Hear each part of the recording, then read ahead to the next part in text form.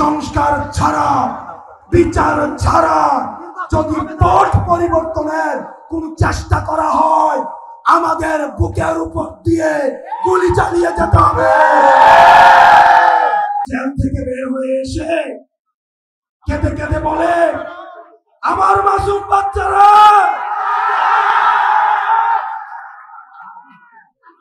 আমরা কি জানি না গত 16 বছর আপনাদের ব্যাংক কেমনে ছিল, আপনাদের ব্যবসা কেমনে ছিল? কারে ভয় দেখান, আরে কারে ভয় দেখান? আমাদের হারানোর কিছুই নাই, আমাদের ব্যাংক নাই, আমাদের লুটপাটের ব্যাংক নাই যেটা আমরা হারাবো। আমাদের শুধু আছে ভালোবাসা মানুষের, আমরা সেটার জন্য রাস্তায় এসে আবার আমরা জীবন দিব।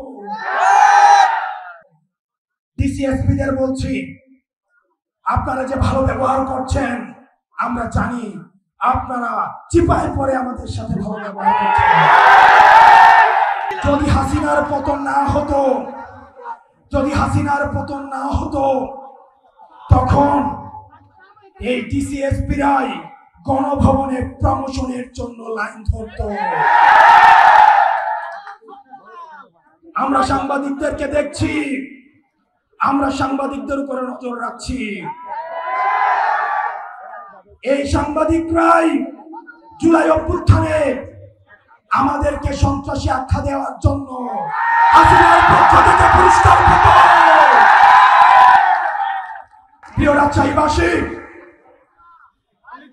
বাংলার আকাশে দুর্যোগের ঘনঘটা দেখা দিচ্ছে, আপনাদেরকে সতর্ক থাকতে হবে।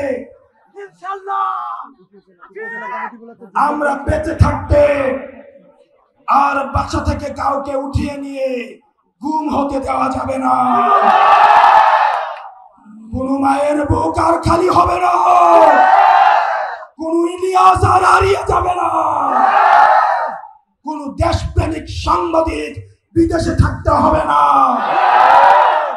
প্রিয় রাজশাহীবাসী, আপনারা দেখেছেন, আমি দুইটা বিষয়ে কথা বলবো। সর্বশেষ, যারা প্রশাসনে আছেন,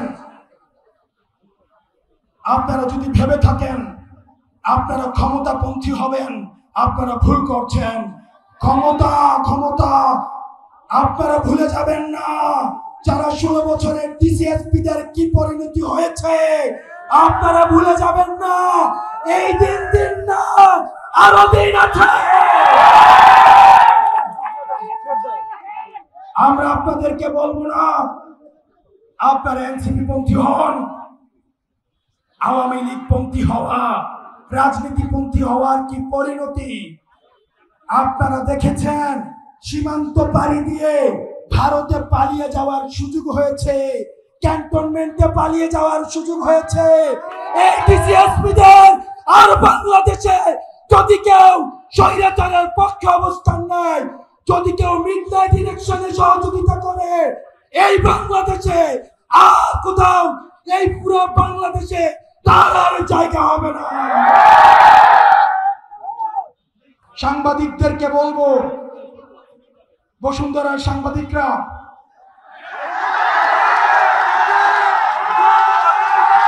বসুন্ধরার সাংবাদিক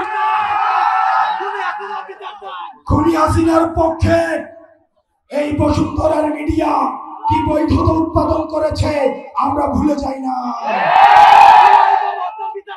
এই বসুন্ধরা গ্রুপের সাংবাদিকরা আবার নগ্ন হয়ে অপরাধের বৈধতা উৎপাদনের জন্য আবার নেমে বেরোচ্ছে, আবার আরেকটা একাকার ঘটাতে তারা ষড়যন্ত্র করছে। রাষ্ট্রের এজেন্সিরা যারা রয়েছেন, বাংলাদেশের যারা গোয়েন্দা সংস্থা আছেন, তারা জানে না বিদেশে বাংলাদেশের বিরুদ্ধে কি ষড়যন্ত্র হয়। তারা জানে না বাংলাদেশের সার্বভৌমত্ব ঝুঁকিতে ফেলার জন্য কি ষড়যন্ত্র হয়।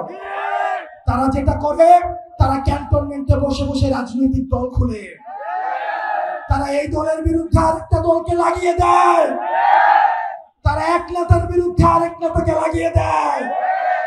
আপনারা বাংলাদেশের গোয়েন্দা সংস্থা আমরা আপনাদেরকেও দেখছি। আপনারা এখানে যারা রয়েছেন, সংস্কার না হওয়া পর্যন্ত আমরা ক্ষমতার জন্য আন্দোলন করি নাই। এই প্রজন্ম ব্যাট হাতে যে ছেলেটা এসছে, সন্তানকে নিয়ে যে মাটা এখানে এসছে, যেই ছেলেটা প্রাইভেট থেকে খাতা কলম নিয়ে স্লোগানে এসছে, তারা ক্ষমতার জন্য রাজপথে নামে না। সুতরাং সংস্কার ছাড়া, বিচার ছাড়া যদি পথ পরিবর্তনের কোন চেষ্টা করা হয়, আমাদের বুকের উপর দিয়ে গুলি চালিয়ে যেতে হবে।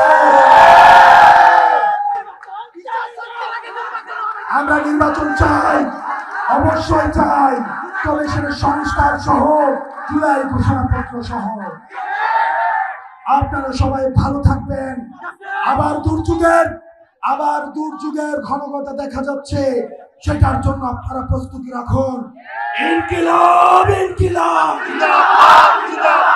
ইনকিলাব ইনকিলাব।